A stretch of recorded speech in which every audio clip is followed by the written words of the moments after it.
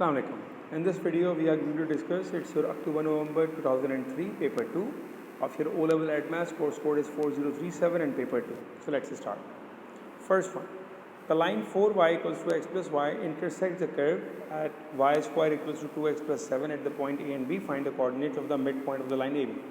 यहाँ पर जो आपका कीवर्ड है दैट इज़ इंटरसेक्ट्स. जब वो इंटरसेक्ट कर रही है तो आपने सॉल्व करना है साइमल्टेनियसली. तो मेरे पास एक इक्वेशन है 4y is equals to x plus 11 और मेरे पास इक्वेशन है y square equals to 2x plus 7. अब आप किसी को भी बनाएं सब्जेक्ट इस वाली इक्वेशन में से, ठीक है. तो मैं रिकमेंड करूँगा कि हम बनाते हैं x को सब्जेक्ट. क्यों? अगर हम y को बनाएंगे तो 4 जाके डिवाइड में जाएगा और फिर हमारे लिए थोड़ा मुश्किल हो जाएगा उसको सिंप्लीफाई करना. तो ये आएगा 4y minus 11 equals to x. ये हमारा बन गया x सब्जेक्ट. अब हम इस x को उठा के अपनी सेकेंड इक्वेशन में प्लेस करते हैं. सो ये इक्वेशन आ गई y square equals to 2 times x plus 7 और जहाँ पर भी x है वहाँ पर आपने प्लेस कर दिया 4y माइनस 11.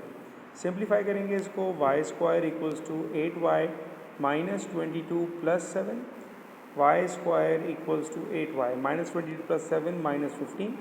अरेंज करेंगे y square minus 8y plus 15 equal to 0. ये बन गई आपकी middle term. So that will be equals to y square minus 5y minus 3y plus 15 equal to 0. y common लिया y minus 5 minus 3 y minus 5 equal to 0. ये आ जाएगा आपके पास y minus 3 और ये हो जाएगा y minus 5 equal to 0. So you got two values of y equals to 3 and y equals to 5. आपने जब x को बनाया था सब्जेक्ट तो आपकी इक्वेशन क्या थी? x equals to 4y minus 11. इसको मैंने दो बार लिखा है क्योंकि हमारे पास दो वैल्यूज़ हैं y की. अब जब y को हमने 3 पुट कर दिया तो x इक्वल्स टू 4, y की जगह 3 पुट किया आपने minus 11, 12 minus 11 1, x equals to 4, y को आपने पुट किया 5 माइनस 11, सो 20 माइनस 11 9. तो आपके दो आंसर्स आ गए. जब x 1 है तो y 3 है और जब x 9 है तो y 5 है. अब इन पॉइंट्स को आप a और b किसी को भी कह दो कोई फ़र्क नहीं पड़ता. तो मैंने कहा भाई ये हमारे पास a और ये हमारे पास b है. अब हमको चाहिए इसका मिड पॉइंट. तो mid point of A B, mid point का फॉर्मूला अप्लाई किया आपने. x1 क्या है 1 plus x2 divided by 2, y1 plus y2 divided by 2, 1 plus 9 10 upon two 5, 3 plus 5 8 upon two 4 और ये आ गया आपका final answer. Alright, next one. Show that cos theta times 1 over 1 minus sine theta, cos theta times 1 over 1 minus sine theta minus 1 over 1 plus sine theta can be express in the form of k tan theta. Alright, very simple question. cos theta ऐसे ही रहा. यहाँ पर आपने लिया LCM आ जाएगा 1 minus sine theta and 1 plus sine theta. ये हो जाएगा आपके पास 1 plus sine theta minus 1 minus sine theta. Alright, cos theta अपनी जगह. न्यूमरेटर को सॉल्व करेंगे 1 plus sine theta minus 1 plus sine theta divided by. Denominator में लगेगी आपकी आइडेंटिटी कौन सी वाली? a plus b and a minus b बराबर होता है a square minus b square के. तो ये आ जाएगा 1 square minus sine square theta. ये आपने आइडेंटिटी को अप्लाई कर दिया. न्यूमरेटर को सिंप्लीफाई करते हैं. कॉस थीटा अपनी जगह आया, कैंसिलेशन हो रही है 1 और 1 हुआ cancel. Sine theta plus sine theta that will B 2 sine theta divided by. Denominator में आ गई property 1 minus sine square theta बराबर होता है कॉस स्क्वायर थीटा के. तो ये आ गया मेरे पास कॉस स्क्वायर थीटा. ऑलराइट, अब क्या हुआ? अब आपने कॉस से कॉस की पावर को किया कैंसिल तो आपके पास बच गया 2 sine theta over cos theta और आपके पास sine theta over cos theta बराबर होता है tan थीटा के. So the answer is 2 tan theta. इसको आपने एक्सप्रेस करना है k tan थीटा की फॉर्म में. तो अगर मैं इसको लिखूं k tan थीटा तो मेरे पास k की वैल्यू आ गई है 2. ये आपका आंसर है. Next one, solve the equation. log 2x minus log 4 of x minus 2 equals to 2. सबसे पहले ऑब्जर्व किया कि चेंज ऑफ बेस ड्रॉप लाया होगा क्योंकि हमारे पास बेसिस अलग अलग है. किस बेस को आप ब्रेक करेंगे? हमेशा बड़ी वाली बेस को ब्रेक किया करें। तो ये आपके पास आएगा log 2x minus log of x minus 4 divided bye log of 4, और इन दोनों की बेस कर दी हमने 2 इज इक्वल्स टू 2। ठीक है, अब log 2 ऑफ x अपनी जगह रहा, minus log 2 of x minus 4 divided bye log 2 of 4 क्या होता है, log 2 ऑफ 4 का मतलब ये हुआ log 2 ऑफ 2 स्क्वायर, इसका मतलब हुआ 2 log 2 of 2 that is equals to 2। तो ये बराबर हो गया 2 के। अब हम क्या कर सकते हैं, अब हम इसका एलसीएम ले सकते हैं। तो जब हमने एलसीएम लिया, एलसीएम हमारे पास आ जाएगा 2, ये आ गया 2 log 2x minus log 2 of x minus 4 is equals to 2। ये वाला 2 वहाँ जाके आप कर देंगे मल्टीप्लाई, सो 2 2s आर 4, ये जो 2 होगा ये बन जाएगा इसकी पावर। तो ये आएगा मेरे पास log 2 ऑफ x और power 2 minus log 2 of x minus 4 equals to 4। अब यहाँ पर आपने log की प्रॉपर्टी अप्लाई कर दी, कौन सी वाली, log of a minus log of b। एक मिनट, ये log ऑफ a है, ठीक है, बल्कि इसको LG कर देता हूँ ताकि समझाने में आपको आसानी हो। हमारे पास प्रॉपर्टी क्या है, log of a minus log of b is equals to log of a over b। ये चीज़ आपने यहाँ अप्लाई कर दी, तो ये आएगा log 2 of x square divided by x minus 4 is equals to 4। ये रूल अप्लाई कर दिया, ठीक है। अब हम अप्लाई करेंगे log form to exponential form. तो log 2 of x is equals to y लिखा हो तो ये बराबर होता है x is equals to 2 power y के। तो ये वाला 2 बेसिकली वहाँ जाएगा, so that will be equals to 2 to the power 4, और अब ये आ जाएगा x square divided by x minus 4। So x square is equals to 2 power 4 is 16 times x minus 4, x square equals to 16x minus 64, x square minus 16x plus 64 equal to 0। Middle term take करेंगे, you got X square minus 8x plus 64 equal to 0। Common लिया जाएगा, अब यहाँ से x common आ जाएगा, we got x minus 8 and x minus 8 equal to 0, so you got x is equals to 8। ये बना आपका answer. Moving towards the next one, question number 5। अच्छा, 4 कहाँ चला गया, 4 सेट्स का था, सेट्स हमारे टॉपिक कोर्स का पार्ट नहीं है। The first 3 terms in the expansion of in descending power of x is this. So आपने बतानी है इसकी 3 टर्म डिसेंडिंग पावर। सबसे पहले तो आपको फार्मूला पता होना चाहिए बाइनोमियल का। The working formula is a plus b to the power n equals to a power n plus n combination 1, a to the power n minus 1 b power 1 plus n combination 2, a to the power n minus 2 b power 2, और ये चलता रहेगा। तो a की power आपकी कम होती रहेगी, b की पावर आपकी बढ़ती रहेगी। तो मेरे पास ये a है और ये b है। अप्लाई किया, first one is a to the power n, तो 3x to the power n is what 5 plus 5 combination 1, a to the power 5 minus 1 4 and b to the power 1 plus 5 combination 2, a to the power 5 minus 2 3 and b to the power 2। 3 terms हो गए हमारे पास 1 2 and 3। अब sign की बात करते हैं, क्योंकि हमारे पास साइन यहाँ पर नेगेटिव है, तो पहला प्लस होगा तो दूसरा माइनस होगा, so that sign will be negative, तीसरा प्लस हो जाएगा, ठीक है। So 3 to the power 5 is think it's 243, yes, 3 to the power 5 it's 243, x to the power 5 minus 3 to the power 4 is 81 times 5 it's 405 x power 4 plus 270 x power cube। ये आ गया आपके पास first part का answer. For next part, for part 2, the coefficient of x4 in the expansion of this. Alright, तो आपको चाहिए coefficient of x4। सबसे पहली बात कि इसकी एक्सपेंशन हमारे पास ये आ चुकी है, ठीक है ना, हम निकाल चुके हैं।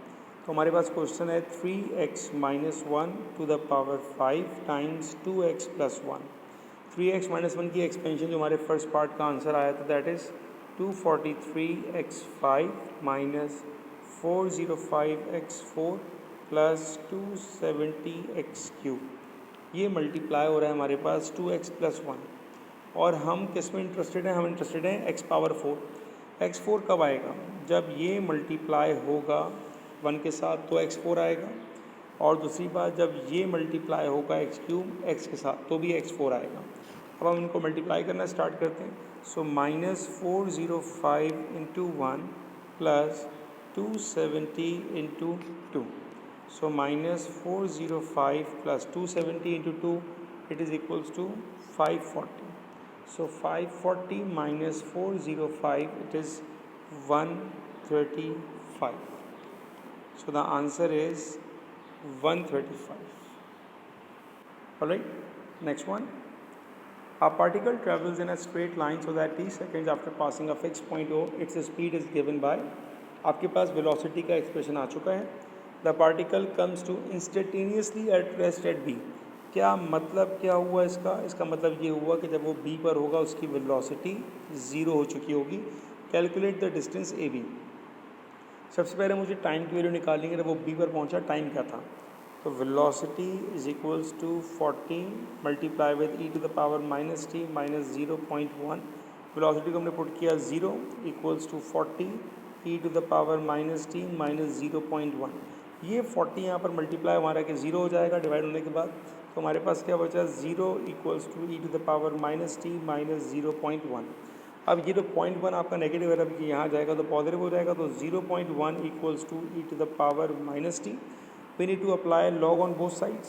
सो log ऑफ, बल्कि not log, it should be ln, क्योंकि हमारे पास e है।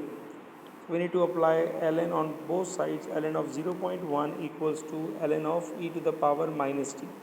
ln क्या करेगा? ln पावर को नीचे ले आएगा, -t ln e and ln of 0.1। इसका आंसर हम निकाल लेंगे। 0.1 ln इज -2.3025। ठीक है, माइनस और माइनस हुआ कैंसिल, ln e 1 होता है। सो t इज इक्वल्स टू 2.3025। ये हमारे पास t का आंसर आया। आपको पता लग गया कि a से b जाने के लिए जो टाइम है वो है 2.3। इसको हम ले लेते हैं simple 2 decimal place. So we got t is equals to 2.30। ये हमारे पास आंसर आया टाइम का 2 डेसिमल प्लेस पर। अब ये वो टाइम है जो a से b जाने पर लग रहा है। ठीक है ना, आपके पास वेलोसिटी का एक्सप्रेशन क्या था? Velocity is equals to 40 e to the power -t minus 0.1। इसको हम करते हैं वेलोसिटी से हमें निकालना है distance. So we need to integrate that function, but before that I will multiply the bracket here. So 40 e to the power -t minus 40 into 0.1 it will be 4 only. तो अब आपने इसको इंटीग्रेट किया on both sides. तो जब आप velocity को integrate करते हो you got displacement equals to 40 e to the power -t divided by -1 minus 4t and plus c। Alright, अब आपको यहाँ से लिखने की ज़रूरत नहीं होगी क्योंकि हमें लिमिट्स पता है कि हमारा जो डिस्टेंस है वो फ्रॉम 0 टू 2.3 जा रहा है, जो हमने वैल्यू निकाली है। तो हम यहाँ पर लिमिट्स अप्लाई कर देंगे फ्रॉम 0 टू 2.30। अब आपने सिंपल लिमिट्स को प्लग इन करना है। तो ये आएगा मेरे पास -40 divided by e to the power 2.30 upper limit -4 into 2.30। ये आ गई हमारे पास upper limit minus lower limit. Lower limit पर क्या हो जाएगा? e की जगह 0 आ जाएगा, तो -40 divided by e to the power 0, और ये वाला तो 0 ही हो जाएगा। अब हमने इसको सिंप्लीफाई करना है। अच्छा देखें, क्वेश्चन में आपको एग्जैक्ट आंसर तो नहीं कहना नहीं कहा, इसका मतलब डेसिमल में हम वैल्यू निकाल सकते हैं। सो कैलकुलेटर मैं ओपन कर रहा हूँ अभी। 40 divided by exponential to the power 2.30, ये आ गया मेरे पास -4.01 minus 4 into 2.30 it's 9.2 and minus minus plus 40। तो इन दोनों को हमने ऐड किया और 40 में से माइनस कर दिया।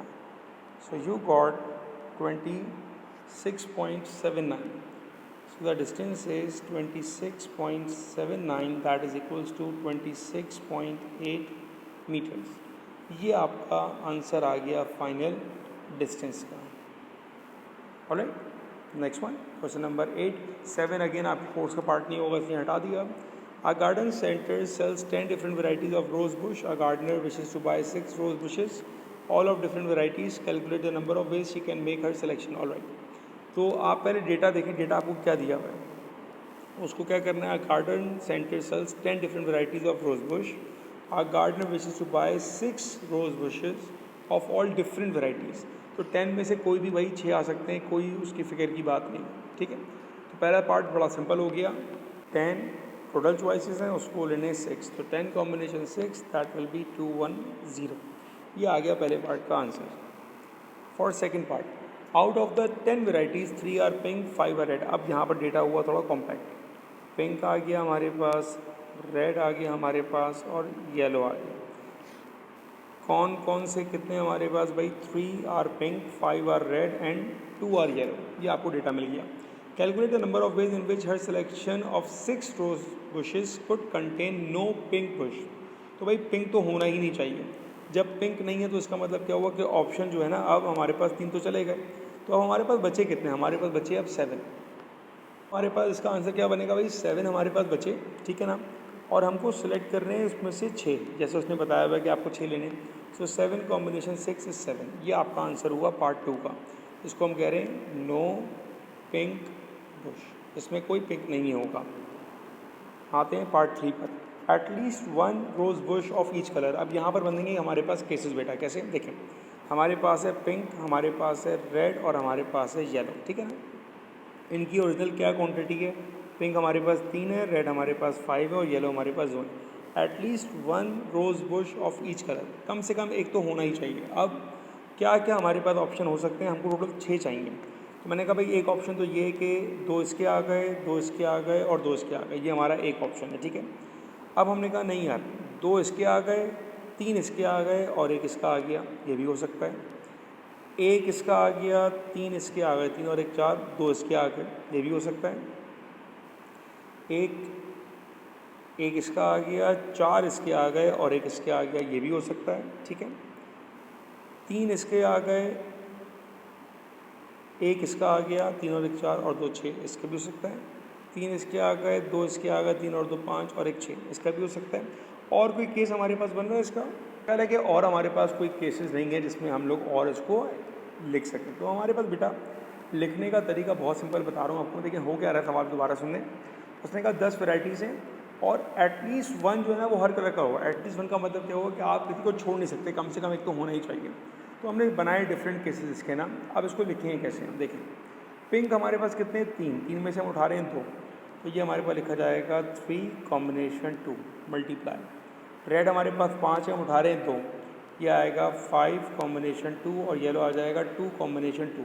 इसी तरह हम नीचे लिखेंगे, अब ये आएगा 3 combination 2, 5 combination 3, 2 combination 1, 3 combination 1, 5 combination 3, 2 combination 2, 3 combination 1, 5 combination 4, 2 combination 1, 3 combination 3, 5 combination 1, 4 2 combination 2, 3 combination 3, 5 combination 2 and 2 combination 1। ये बन गए आपके तमाम केसेस। अब आपने सिंप्लीफाई करना है इसको।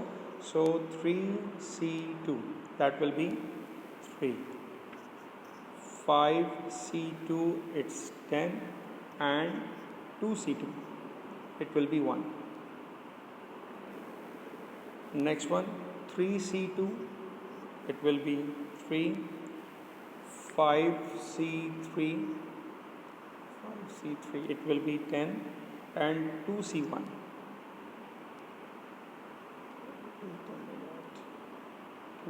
it will be 2, ठीक है।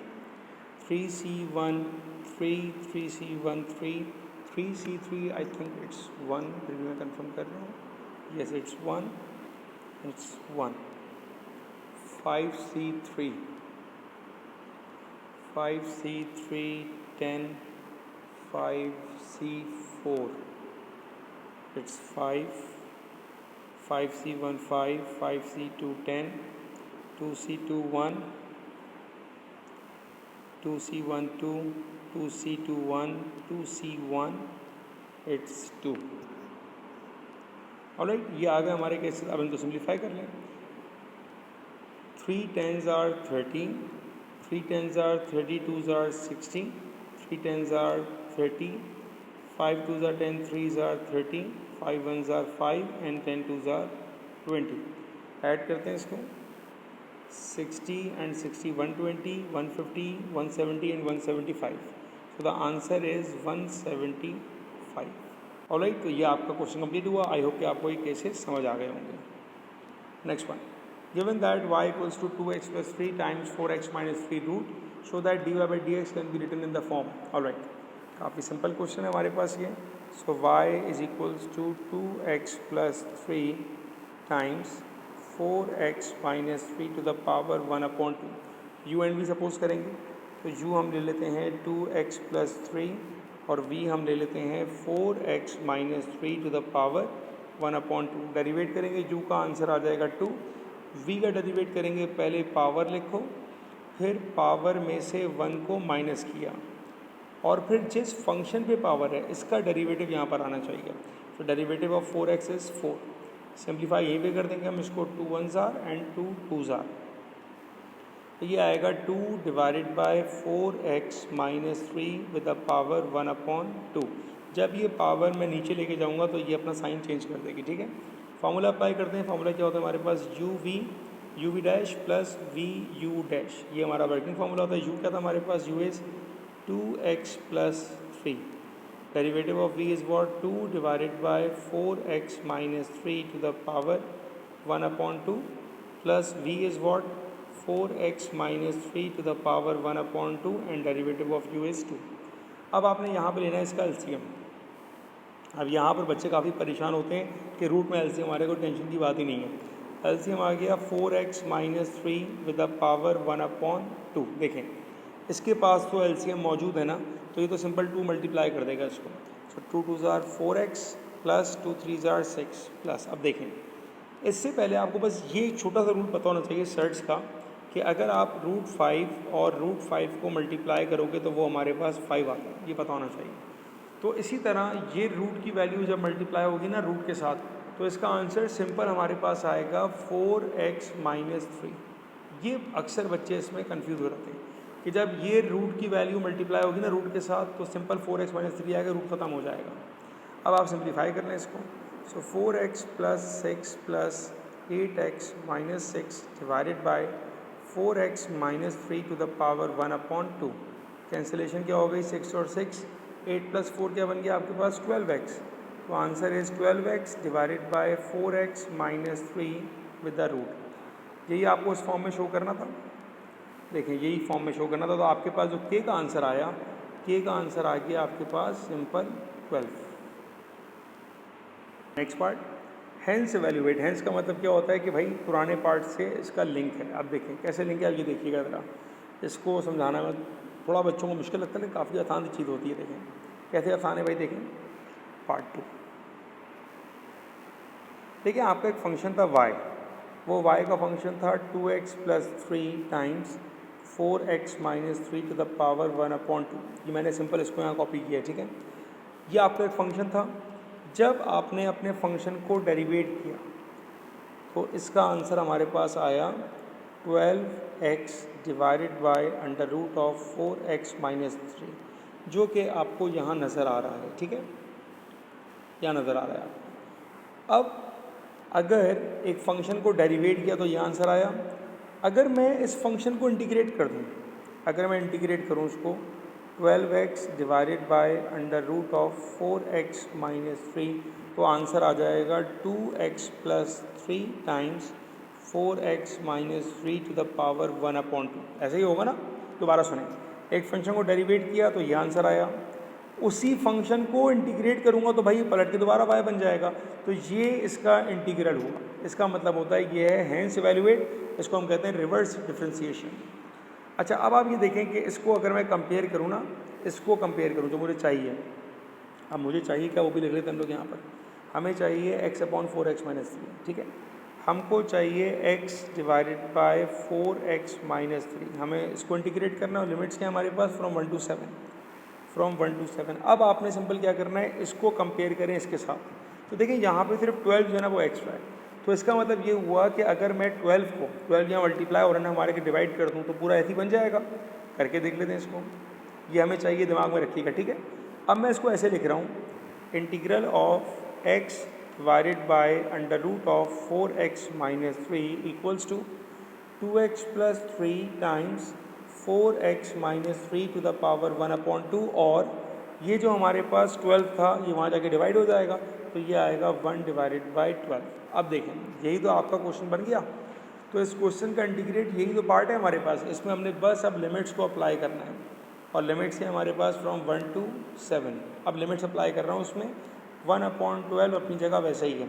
अपर लिमिट क्या है 7, तो जहाँ पर भी x है वहाँ 7 पुट किया, ये हो जाएगा 2 × 7 14 plus 3 2 4 7 28 minus 3 25 to the power 1/2 upper limit minus lower limit 2 + 3 5 and 4 - 3 is 1 to the power 1/2 lower limit ही प्लेस कर दें।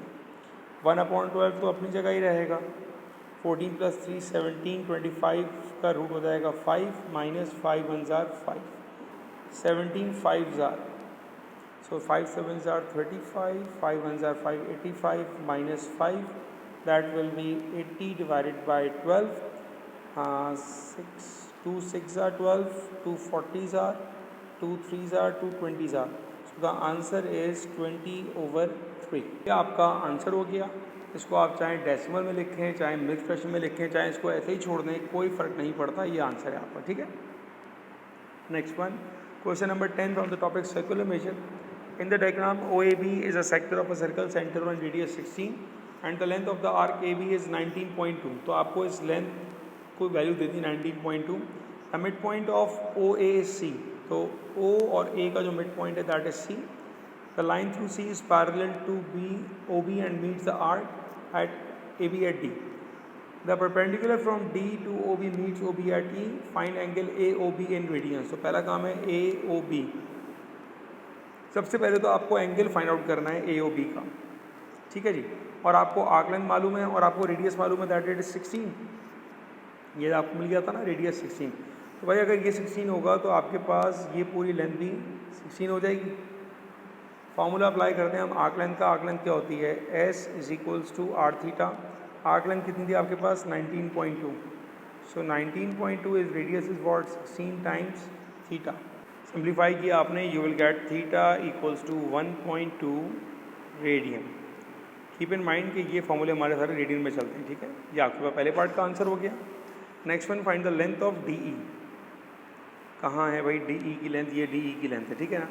अब आप याद रखिएगा कि आपके पास ये एंगल आ चुका है, ठीक है ना। एंगल हमारे पास आ चुका है, हमें DE की लेंथ निकालनी है। अब हम क्या क्या अप्लाई कर सकते हैं यहाँ पर। अक्सर बच्चे गलती ये करते हैं कि यूं बना देंगे एक लाइन ना, ये गलती है। आपको मैं बताता हूँ ट्रिक क्या है, देखें स्मार्ट काम करते हैं कैसे। अगर मैं एक लाइन ड्रॉ करूँ from this point two this point, straight line draw कर दी हमने, ठीक है ना, तो आपको यकीनन पता लग जाएगा कि यार ये जो लाइन मैंने बनाई है, ये लाइन और ये लाइन तो बराबर होगी, हाइट तो सेम है, और हमें यहाँ का एंगल भी मालूम है। ये एंगल हमने निकाल लिया है, इट्स 1.2 रेडियन, और उसने बता दिया था कि ये दोनों इक्वल हैं। तो हमारे पास इसके हिसाब से ये आगे लेंथ 8 और हमको चाहिए ये हाइट, इसको हम कह रहे हैं x। तो हम सिंपल ट्रिग्नोमेट्री अप्लाई करेंगे। अब sine 1.2 = opposite divided by hypotenuse. अब बच्चे क्या करते हैं, बच्चे इसको कनेक्ट करते हैं और परसीव करते हैं कि एंगल हाफ हो जाएगा। भाई ऐसा कुछ नहीं करें आप सिंपल स्मार्टली काम करें। ट्रायंगल बन गया आपको, right angle triangle, trigonometry apply कर दें आप। सिंपल करने के बाद, सिंप्लीफाई करने के बाद आपका आंसर आ जाएगा x = 7.46। ईजी क्वेश्चन, ठीक है। सेकेंड पार्ट भी हो गया। अब आते हैं हम पार्ट 3 के ऊपर। Show that the angle DOE is approximately this, DOE। अब आपको उसने कहा भाई वो एंगल निकालो DOE, तो पहले मैं एक लाइन ड्रॉ कर देता हूँ, सही है ना। तो हमें जो एंगल निकालने की बात कर रहा है वो एंगल O है, और हमको कह रहा है कि ये एंगल बताओ कि 0.485 हो जाएगा। आप देखिए आपको क्या क्या मालूम है, आपको रेडियस मालूम है और आपको हाइट मालूम है, दोनों चीज़ें मालूम है ना आपको, तो आप इसी को यूज़ करें। तो अब मैं दोबारा यहाँ पर साइन ही अप्लाई करूँगा थर्ड पार्ट में। साइन थीटा = अपोजिट क्या है मेरे पास, opposite is 7.46 and the hypotenuse is the radius that it is 16. Simplify कर लें इसको. So 7.46 divided by 16 or inverse of sine, that is equals to theta equals to 0.485 radiance, जो आपको निकालने का कहा. तो सिंपल क्वेश्चन था ये भी. Find the area of the shaded part. चलें एरिया वाली वर्किंग हम यहाँ कर लेते हैं. अगर आपको एरिया निकालना है तो इसका वर्किंग प्रिंसिपल क्या बनेगा, पहले निकालते हैं हम एरिया ऑफ द सेक्टर और फिर हम निकालते हैं एरिया ऑफ द ट्राइंगल और दोनों को माइनस कर देंगे. तो हम पहले निकाल लेते हैं area of triangle. Area of triangle क्या आ जाएगा, 1/2 base into height. Now base क्या है, base is from O to E. O से लेके ई की तो वैल्यू आपको पता ही नहीं है, क्योंकि आपके पास तो ओ से लेके बी की वैल्यू है. अब ओ से ई निकालने के लिए हमारे पास ये ट्राइंगल बन गया जिसमें हमें एंगल भी पता है और हाइट भी पता है. तो हम यहाँ से ओ ई की लेंथ निकालेंगे. ठीक है, लेंथ, चले मैं यही काम कर लेता हूँ. लेंथ ऑफ ओ ई हम यहाँ निकाल लेंगे. तो ये आएगा हमारे पास tan theta is equals to D E over O E. तो tan थीटा कितना आया था हमारे पास 0.485. डी ई की लेंथ हमारे पास कितनी है, हाइट हमारे पास आई थी 7.46 और ओ ई हमको चाहिए. अब आप सिंप्लीफाई कर लें इसको. 7.46 डिवाइडेड बाय 10.485 दैट इज़ 14.16. सो ओ ई की लेंथ आ गई 14.16. अब जब आपके पास ये लेंथ आ गई तो आप एरिया ऑफ ट्राइंगल निकाल सकते हैं. 1/2 base is 14.16 and height is 7.46. तो आपने इसको सिंप्लीफाई किया and you got the area of the triangle is 52.80. ये आपके पास ट्राइंगल का एरिया है, फाइनल आंसर नहीं है अभी. ठीक है, अब आप निकालते हैं एरिया ऑफ द सेक्टर. मैं थोड़ी जगह बनाऊँ यहाँ पर, इसको उठा के यहाँ ले आते हैं हम. ठीक है ना. अब हम निकालते हैं एरिया ऑफ सेक्टर. ये निकालना हमारे लिए आसान होगा. 1/2 आर स्क्वायर थीटा. 1/2 आर क्या था हमारे पास, R is 16 square. What is the theta, theta हमारे पास था 0.485. सिंप्लीफाई करते हैं इसको. 16 square multiply 0.485 and divided by 2. ये आ गया हमारे पास 62.08. अब आपका फाइनल काम जो निकालना था आपको, एरिया ऑफ शेडेड, दोनों को माइनस करेंगे. 62.08 minus 52.80. 62.08 minus 52.80, that gives you the value of 9.28. ये आपका final answer. Alright, easy question था ये भी हमारे पास. अब आते हैं क्वेश्चन नंबर 11 में. A particle move in a certain medium with a speed v experience a resistance to motion of r Newton. It is believed that r and v are related by the equation r equals to k v and its beta, the power, where k and beta are the constants. The table show the experimental values of v and r. Using the graph paper, plot log r against log v and draw a straight line. देखिए, सबसे पहला काम क्या करना है, आपने log की value निकालनी है. तो मेरे पास एक कॉलम बनेगा log v और एक कॉलम बनेगा मेरे पास log r. और पहले मुझे निकालनी है इनकी टेबल की values. So starting from log 5 it's 0.699. तो इसको 0.7 ही कर लेते हैं. 0.7. log 10 तो हमारे पास 1 हो जाएगा. log 15 हमारे पास 1.18 हो गया. log 20 हमारे पास 1.301 एंड log 25 इट्स 1.34. इसी तरह नीचे निकालते हैं r का. log 32 1.50 है तो रहने देंगे. log 96 1.98. log of 180 2.25. log of 290 2.46 and log of 410 it's 2.61. तो ये हमारे पास सब वैल्यूज आ गई हैं लॉग की. अब हमने इसका ग्राफ बनाना है और इसके आपको दे रहा है कि 3 मार्क्स. ठीक है, अब आपके पास x पे जाएगा log v और y पे जाएगा आपके पास log r। कोई नेगेटिव वैल्यू तो मेरे पास है ही नहीं, तो मैं अपने ग्राफ में नेगेटिव के लिए कोई जगह बनाऊंगा ही नहीं। ऑलराइट, अब स्केल की बात करते हैं। देखें मेरे पास x पर जो स्केल है वो 0.7 से लेके तकरीबन 1.5 तक जा रहा है। मैं अपने स्केल को कैसे रखूँगा, मैं रख देता हूँ इसको 0.7 है ना, तो अगर मैं इसको 0.2 बोलता हूँ, 0.2, 0.4, 0.6, 0.8, 1.0, 1.2, 1.4, 1.6, सही है, ये पूरा हो गया मेरा कवर। और मेरे पास y एक्सिस का स्केल कहाँ तक जा रहा है, 1.5 से लेके 2 तक जा रहा है। तो y एक्सिस पर हम कर लेते हैं इसको 0.5 का गैप ले लेते हैं, तो ये आएगा 0.5, 1, 1.5, 2, 2.5, ठीक है ना, ये आ गया मेरे पास वैल्यूज़। अब 0.7 पर क्या है हमारे पास, 0.7 पर है 1.5, 0.7 पर 1.5, ये एक पॉइंट आ गया हमारे पास। 1 पर हमारे पास क्या है, 1 पर है 1.98, 1 पर है 1.98, तो अप्रॉक्सीमेटली 2 के करीब होगा। अब ये मेरे पास चूँकि ग्रिड एक्यूरेट नहीं है तो मैं एक रफली स्केच कर रहा हूँ यहाँ पर, ठीक है।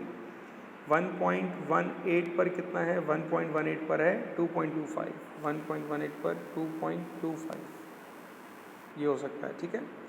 और 1.3 पर है 2.46, 1.3 पर है 2.46, ये हो गया। एंड 1.34, 1.34 पर आ गया 2.61, अच्छा 2.61 2.5 से ऊपर जाएगा, ठीक है, 1.34। तो ऐसे मेरे पास पॉइंट आ गया। अब हमने बनानी है इसकी लाइन ऑफ बेस्ट फिट।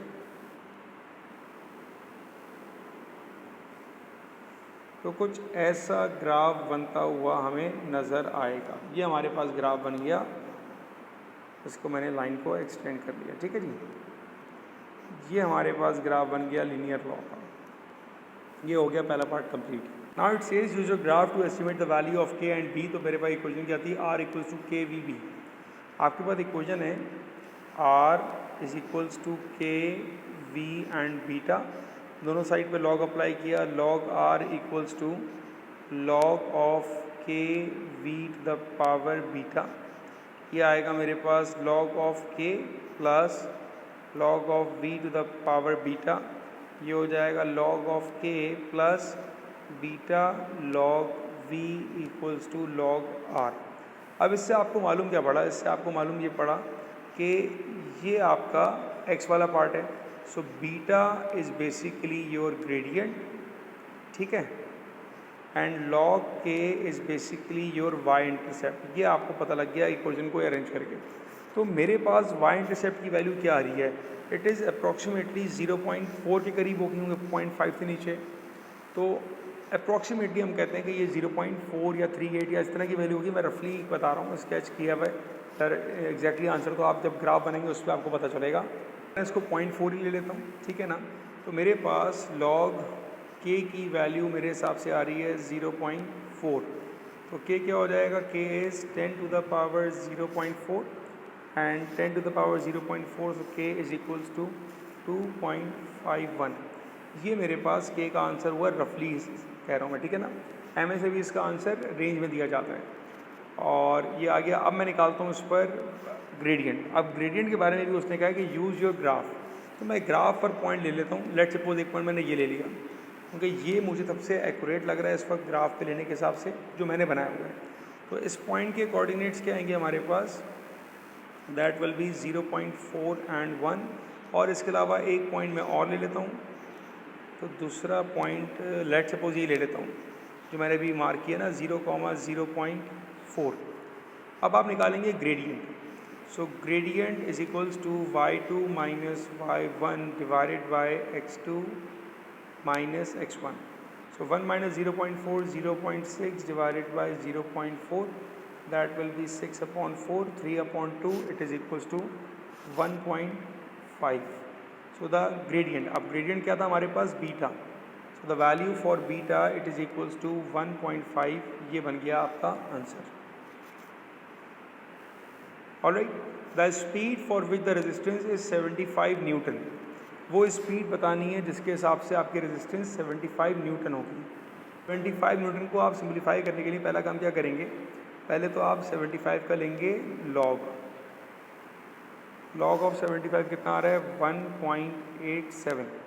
अब आप 1.87 को मार्क करेंगे अपने ग्राफ पर। अब मेरे पास क्योंकि ग्राफ बहुत रफली बना हुआ है तो मेरे पास 1.87 लेट सपोज कहीं यहाँ आ रहा होगा, लेट से ये आ गया मेरे पास 1.87, और इस पे जाके आप देखेंगे अपने पास x पर वैल्यू। अब ये रफली क्योंकि 10 से कम है, 1.0 से कम है, तो मैं कह दूंगा भाई ये अप्रॉक्सीमेटली मेरे पास 0.95 है। कीप इन माइंड कि मैं सारा काम बड़ा रफली कर रहा हूँ, लेकिन आपके पास ग्राफ पर ग्रिड्स में मौजूद होंगे ना डिस्ट्रीब्यूशन, तो आपको निकालना आसान होगा। तो ये जो 0.95 वैल्यू है ये किसकी आई है, ये v की नहीं आई है। कीप इन माइंड कि मेरे पास यहाँ पर log v चल रहा है, ठीक है ना, ये मेरे पास log r चल रहा है, तो मेरे पास log v की वैल्यू आ रही है 0.95। मुझे तो v चाहिए ना, तो v क्या हो जाएगा, v is equals to 10 to the power 0.95। So 10 to the power 0.95 is equals to 8.91। So v is equals to 8.91, ये बना आपका फाइनल आंसर। ऑलराइट, तो ये आपका आंसर आया पार्ट 3 का, ये आपका आंसर आया था पार्ट 2 का। क्लियर है, तो ये आपका लीनियर लॉ भी करंट हो गया। अब आते हैं हम फंक्शंस के ऊपर। लास्ट क्वेश्चन है ये, answer any one of the following. अच्छा, दो इसके ऑप्शंस हैं हमारे पास, ठीक है। Functions f and g are defined by the relation of x belongs to real numbers. F of x given है, जी एक्स गिवन है, solve the equation g of f of x equals to 2। तो parent function किसका है, जी का। जी का function क्या है, 4 divided by 2 minus x, और जहाँ पर भी x है वहाँ कौन आएगा, वहाँ आएगा फंक्शन x का, वो क्या है मेरे पास 3x minus 2। So g of f of x बराबर किसके, हमारे पास 2 के। ये आपका हुआ लिखने का तरीका। तो 4 divided by 2 minus 3x plus 2 is equals to 2। 4 divided by 2 plus 2 4 minus 3x equals to 2। Cross multiply कर लेते हैं, तो 4 इक्वल्स टू 2 4 जार 8 minus 6x, 8 minus 4, 4 equal to 6x and x is equals to 4 upon 6, that means 2 upon 3। ये पहले part का answer. Next one, determine the number of real roots for the equation f x equal to g x. तो 3x minus 2 equals to 4 divided by 2 minus x. Cross multiply करेंगे, 3x minus 2 multiply with 2 minus x is equals to 4। 3 2 जार 6x minus 3x square minus 2 2 जार 4 plus 2x equals to 4।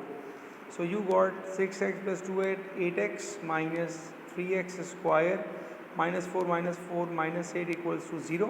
सबके sign change कर दें, 3x square plus 8x plus 8 equal to 0। अब middle term पर आते हैं यहाँ पर हम लोग। सो 3 8 jar 24 and 24 8 3 jar 6 4 jar. Term तो मुझे समझ में नहीं आ रही, तो अप्लाई करते हैं quadratic formula, minus B plus minus under root B square minus 4ac divided by 2a। Simplify करेंगे इसको, so minus 8 plus minus under root of 64 minus 4 3 जार 12 12 8 3 जार 24, सो 24 टाइम्स 4 96 डिवाइडेड बाय 6। क्योंकि आपके पास अंडर रूट में साइन नेगेटिव आ रहा है, तो हम ये कहेंगे यहाँ पर हमारे पास no real roots, no real roots. Question दोबारा देखते हैं, determine the number of real roots. तो कितने नंबर हैं भाई, देयर आर 0 रियल रूट्स। तो ये आपका आंसर होगा for second part, 0 real roots है हमारे पास, ठीक है। Next one, express F inverse and G inverse, ठीक है। सो एफ एक्स क्या है हमारे पास, F X is equals to 3x minus 2, 3x minus 2, ये हम कर रहे हैं पार्ट 3। इसका इन्वर्स निकालना है, तो y is equals to 3x minus 2, y plus 2 equals to 3x, y plus 2 over 3 is equals to x, and x plus 2/3 is equals to F inverse of x। ये तो एफ इनवर्स आ गया। g क्या है हमारे पास 4/2 minus x. So g of x is equals to 4 divided by 2 minus x. पहला step क्या होता है, जी एक्स की जगह आ जाए y equal to 4 divided by 2 minus x. अब आपने x को बनाना है सब्जेक्ट, तो ये आ जाएगा हमारे पास 2 minus 4/y is equals to x. LCM ले लेते हैं, 2y minus 4/y is equals to x, और लास्ट में रिप्लेस करेंगे इसको, तो 2x minus 4/x is equals to g inverse of x। ये आ गया आपका आंसर, राइट।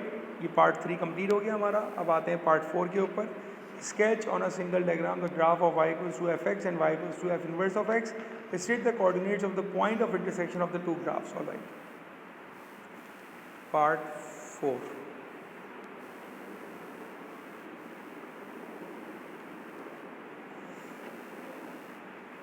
एक मिनट, मैं ज़रा ग्राफ लेकर आऊँ ताकि मुझे समझाने में आसानी हो।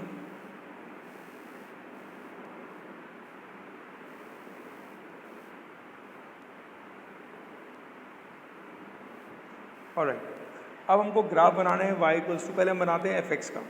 एक ग्राफ भी हम बना लेंगे, दूसरा ग्राफ ऑटोमेटिकली बन जाएगा हमारे पास। सो f हमारे पास क्या है, f हमारे पास है 3x माइनस 2, ठीक है ना।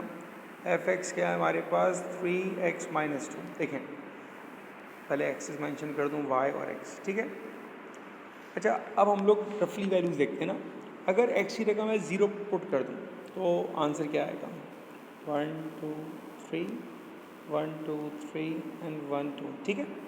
x की जगह अगर मैं 0 पुट कर दूं तो ये आएगा -2, तो मेरा पहला पॉइंट आ गया। जब x 0 होगा तो y -2 जाएगा, पहला पॉइंट। अगर मैं x की जगह 1 पुट कर दूं तो y क्या आ जाएगा, 3 - 2 1। अगर x की जगह 1 पुट कर दूं तो y आ जाएगा मेरे पास 1। तो मेरे पास ये बनेगी एक स्ट्रेट लाइन, क्योंकि फंक्शन है ना 3x - 2, तो इक्वेशन ऑफ लाइन है मेरे पास, ये बन जाएगी। अब इसी से बनाते हैं हम किसका फंक्शन, g ऑफ x का, क्योंकि उसने कहा था, नहीं सॉरी, फंक्शन का और उसके इन्वर्स का। देखें, एक बात याद रखिएगा, f(x) और f इन्वर्स ऑफ x, अगर ये पॉइंट x y है तो ये पॉइंट y x हो जाएगा। इसी तरह अगर आपके पास पॉइंट 1,1 है तो ये तो सेम ही रहेगा 1,1। दूसरा पॉइंट क्या था मेरे पास, 0 - 2, तो ये आएगा -2,0। तो जहाँ पर x -2 आ रहा होगा वहाँ पर एक पॉइंट आएगा और एक पॉइंट इधर आएगा। तो हम इन दोनों से मिलके एक लाइन को ड्रॉ करेंगे। ये हमारे पास लाइन बन रही है किसकी, इन्वर्स की। तो ये जो ग्राफ है दैट इज़ f इन्वर्स, और ये ग्राफ है हमारे पास fx। बहुत सिंपल तरीका बता रहा हूँ, fx और f इन्वर्स का अगर ग्राफ बनाने को आए, आप सिंपल fx का ग्राफ बनाएं और जो कोऑर्डिनेट्स हैं ना उनको आप स्वैप कर दें तो वो इन्वर्स के कोऑर्डिनेट बन जाएंगे और ये आपके दोनों ग्राफ बन गए।